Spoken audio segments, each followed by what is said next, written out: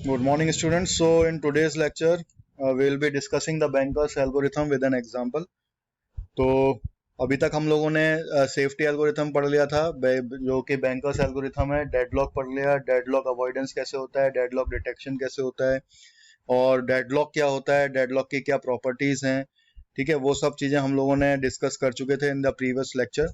और आई suggest you के भाई काफी अच्छा लंबा गैप हो चुका है, so I suggest you all to again watch the previous videos or whatever the resources you are accessing. You go through it with the deadlock concept, और this is the last topic of the deadlock chapter जिसमें कि हम bankers algorithm पढ़ेंगे. इस algorithm पे short university में question आता ही आता है, और गेट में भी माइट बी पॉसिबल कि कुछ पार्ट ऑफ द क्वेश्चन आपसे पूछ लिया जाए. So you must know the concept of the bankers algorithm. तो बैंकर्स एल्गोरिथम के बारे में भी हम पढ़ चुके हैं, कंसेप्ट के बारे में भी पढ़ चुके हैं, क्या नीड मैट्रिक्स होती है, एलोकेशन मैट्रिक्स क्या होती है, अवेलेबल रिसोर्सेज क्या होते हैं, वो सब हम पढ़ चुके हैं. अब हम इसको एक एग्जांपल के तौर पे समझेंगे कि एक एग्जांपल देखेंगे और उसमें हम बैंकर्स एल्गोरिथम यूज करते हुए सेफ सीक्वेंस जनरेट करेंगे, किस तरीके से सेफ सीक्वेंस को जनरेट किया जा सकता है. Fine, so let's begin with this session. So here is the example students. So मेरे पास यहाँ पे चार प्रोसेस हैं. Number 1 P1 process, P2 process, P3 process and P4 process. ठीक है, ये जो मेरी मैट्रिक्स है, ये मेरे मैक्सिमम कितने रिसोर्सेज मेरे प्रोसेसेस को एलोकेट होंगे, कितने मिल सकते हैं, उसकी एक यहाँ पे मैट्रिक्स है. यहाँ पे कितने एलोकेट मैं कर चुका हूँ उसकी मैट्रिक्स है, और यहाँ पे कितने अवेलेबल हैं उसकी मैट्रिक्स है, और यहाँ पे नीडेड कितने हैं उसकी मैट्रिक्स है. तो बेसिकली मेरे पास चार तरह की मैट्रिक्स हैं. एक तो मैक्सिमम रिसोर्सेज कितने एलोकेट हो चुके हैं. तो मेरे पास, जैसे मेरे पास यहाँ पे आप देख सकते हैं एग्जांपल में, मेरे पास तीन तरह के रिसोर्स हैं, R1, R2 एंड R3. तो मेरे पास तीन रिसोर्सेज हैं, और तीन रिसोर्सेज के ये जो आप देख रहे हैं ये वैल्यूज क्या हैं, ये इंस्टेंसेज हैं. ये मैं आपको पहले ही बता चुका हूँ क्या इंस्टेंसेज होते हैं और क्या रिसोर्स होते हैं. So I will not again go back to that. तो अभी आप लोगों को आगे समझाता हूँ कि इसमें क्या होता है. तो बेसिकली क्या होता है कि ये जो मैक्सिमम मैट्रिक्स होती है, मैक्सिमम मैट्रिक्स ये बताती है कि मेरे को मैक्सिमम P1 प्रोसेस जो होगा उसको R1 रिसोर्स के कितने इंस्टेंसेस लगेंगे, मैक्सिमम 7 लगेंगे. ठीक है, और P1 जो प्रोसेस होगा R2 के मैक्सिमम इंस्टेंसेस 5 लगेंगे, और P1 प्रोसेस के को R3 के 3 इंस्टेंसेस की जरूरत होगी, उसको नीड होगी. फाइन, और इसी तरीके से ये आगे लिखा हुआ है, P2 को R1 के 3 इंस्टेंसेस, R2 के 2 इंस्टेंसेस और R3 के 2 इंस्टेंसेस की जरूरत होगी, और P3 प्रोसेस में R1 के 9 इंस्टेंसेस की जरूरत होगी. इसको R2 की जरूरत नहीं है P3 प्रोसेस को, यहाँ पे हम देख सकते हैं, यहाँ पे इसका 0 लिखा हुआ है, और P3 को R3 रिसोर्स की भी जरूरत नहीं होगी. उसके बाद जो मेरा P4 है उसको R1 रिसोर्स की जरूरत होगी. ठीक है, और उसके 2 इंस्टेंसेस की जरूरत होगी, R2 रिसोर्स के 2 इंस्टेंसेस की जरूरत होगी, और R3 रिसोर्स के 2 इंस्टेंसेस की जरूरत होगी. ये तो हो गई मेरी मैक्सिमम. ये तो मेरे मैक्सिमम लिमिट है कि इतने तो मुझे चाहिए ही चाहिए for the process to be executed. लेकिन अब मैंने आपको बताया था कि ऐसा जरूरी नहीं है कि आज मान लो P1 को 7 इंस्टेंसेस की जरूरत है R1 रिसोर्स के, तो एज एन ऑपरेटिंग सिस्टम मैं उसको 7 रिसोर्स दे दूं. तो अच्छे ऑपरेटिंग सिस्टम की पहचान यही है, to avoid the deadlock condition मुझे क्या करना पड़ेगा, सबसे पहले मेरे को ये देखना पड़ेगा कि जो वो रिक्वेस्ट कर रहा है जिस रिसोर्सेज की, वो वाकई में अवेलेबल है कि नहीं है. अगर वो अवेलेबल नहीं है, अगर वो अवेलेबल है तो उसको दे देगा, और अगर अवेलेबल नहीं है तो क्या होगा, वो उसको वेटिंग स्टेट में डाल देगा. तो ये बेसिकली मेरे को क्या बताएगा, ये कौन सी मैट्रिक्स बताएगी मेरे को, ये बताएगी एलोकेशन मैट्रिक्स. तो एलोकेशन जैसे कि नेम बता ही रहा है कि कितने रिसोर्सेज अभी तक प्रोसेस को एलोकेट हो चुके हैं, वो मेरे को एलोकेशन मैट्रिक्स बताएगी.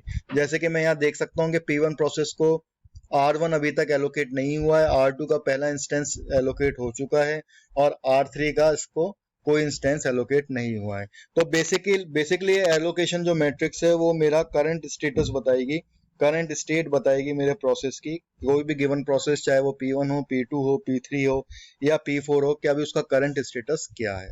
तो बेसिकली जो मेरी एलोकेशन मैट्रिक्स है बहुत इंपॉर्टेंट मैट्रिक्स है. ठीक है, ऐसे हम देख सकते हैं कि P2 प्रोसेस के अंदर जो मेरा R1 रिसोर्स है उसके 2 इंस्टेंसेस को एलोकेट हो चुके हैं, R2 रिसोर्स के 0 इंस्टेंस और R3 रिसोर्स के भी 0 इंस्टेंसेस एलोकेट हुए. तो बेसिकली अगर मैं देखूं इन चारों प्रोसेस में, तो R1 रिसोर्स के 7 इंस्टेंसेस को एलोकेट हो चुके हैं और R2 रिसोर्स के 2 इंस्टेंसेस को एलोकेट हो चुके हैं और R3 रिसोर्स के 3 इंस्टेंसेस को इन प्रोसेसेस को एलोकेट हो चुके हैं। इसके बाद हम बात करेंगे अब थर्ड मैट्रिक्स की। थर्ड मैट्रिक्स है अवेलेबल मैट्रिक्स। तो अवेलेबल मैट्रिक्स मतलब कि अभी at present at the instant of time R1 resource के कितने इंस्टेंसेस अभी मेरे पास अवेलेबल है। तो R1 रिसोर्स के कितने इंस्टेंसेस अवेलेबल हैं, R2 रिसोर्स के कितने इंस्टेंसेस अवेलेबल हैं और R3 रिसोर्स के कितने इंस्टेंसेस अवेलेबल हैं, ये मेरे को कौन बताएगा, अवेलेबल मैट्रिक्स बताएगी। जैसे कि इस एग्जांपल में हम देख सकते हैं कि R1 के 3 इंस्टेंसेस अवेलेबल हैं, R2 के 3 इंस्टेंसेस अवेलेबल हैं और R3 के 4 इंस्टेंसेस अवेलेबल हैं। तो अब अगर मैं आपसे पूछूं कि क्या मैं किसी एक पर्टिकुलर रिसोर्स के टोटल इंस्टेंसेस कितने हैं इस पूरे के पूरे प्रोसेस में, तो मैं आप क्या बता सकते हैं, वो बिल्कुल आप बता सकते हैं। अगर मैं एलोकेशन और अवेलेबल मैट्रिक्स को देखूं तो यहाँ पे मेरे पास टोटल R1 के कितने इंस्टेंसेस हैं, 7। तो अगर मैं 7 + 3 कर देता हूं तो that will become 10। That means के जो मेरा R1 जो मेरा रिसोर्स है इसके टोटल इंस्टेंसेस कितने हैं मेरे पास, 10 है। 10 से ज्यादा R1 के इंस्टेंसेस मेरे पास नहीं है। R2 की अगर मैं बात करूं तो बट ऑब्वियस है कि R2 की अगर मैं बात करूंगा तो मेरे पास एलोकेटेड इंस्टेंसेस कितने हैं, 2 और अवेलेबल इंस्टेंसेस कितने हैं, 3। दैट मीन्स के R2 के पास 5 टोटल इंस्टेंसेस हैं।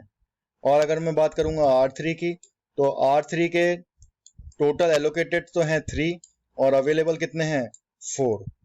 तो टोटल 7 इंस्टेंसेस हैं।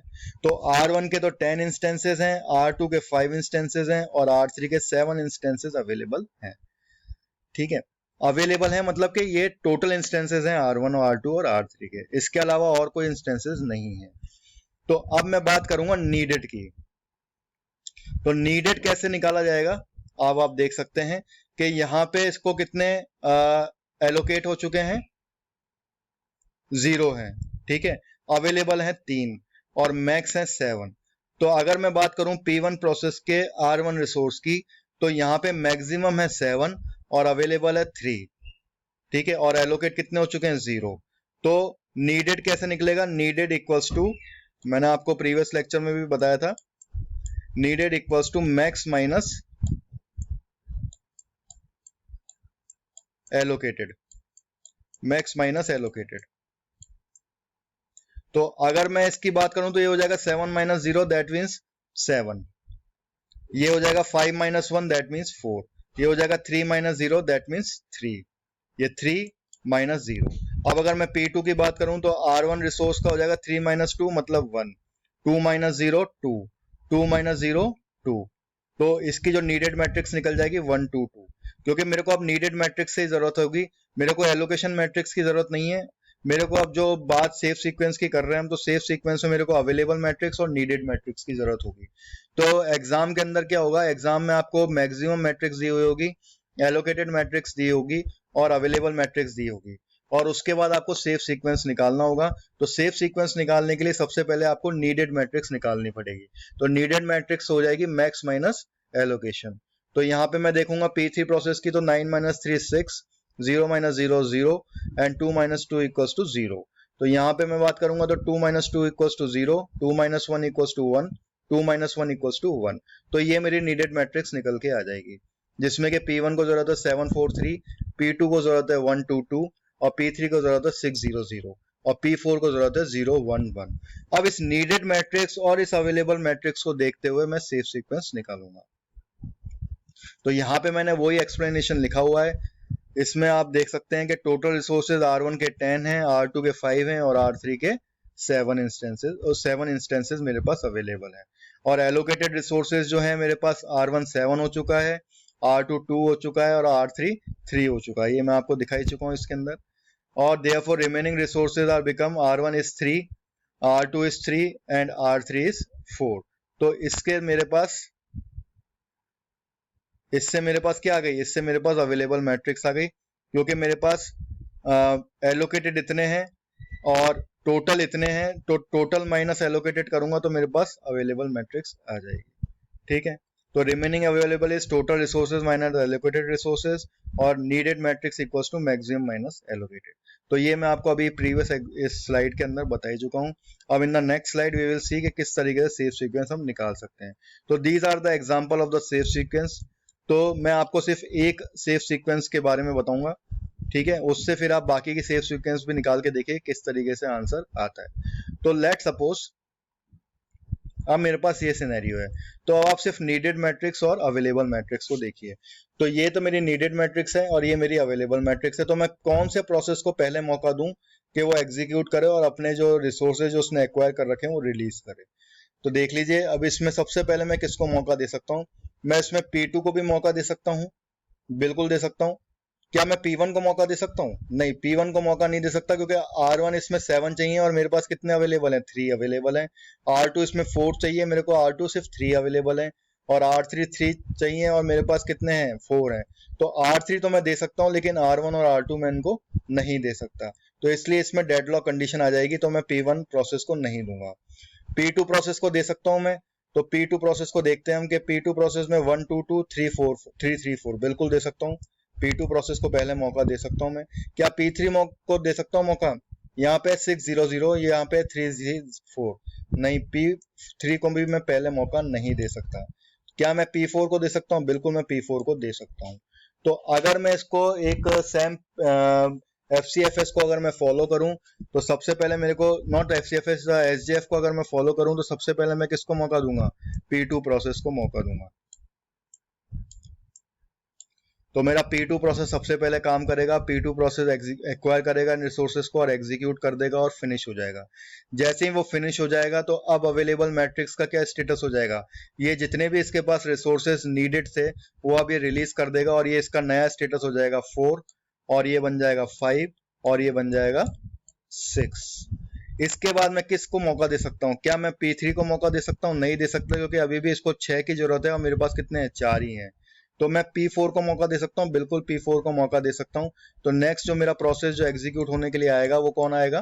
प्रोसेस P4, और वो अपने रिसोर्सेस को रिलीज कर देगा और वो कर देगा क्या बना देगा? अब जो मेरा स्टेटस बन जाएगा वो क्या बन जाएगा?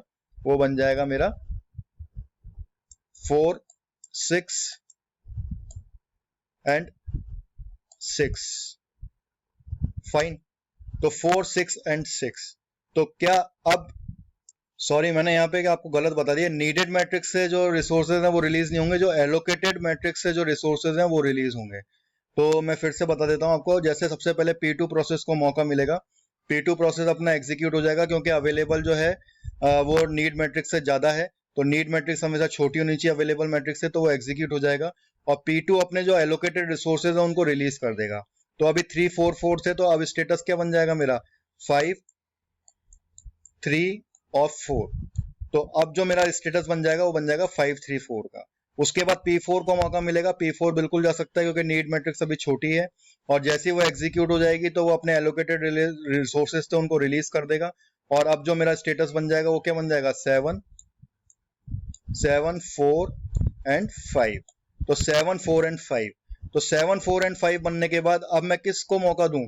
मैं P3 को भी मौका दे सकता हूं, मैं P1 को भी मौका दे सकता हूं।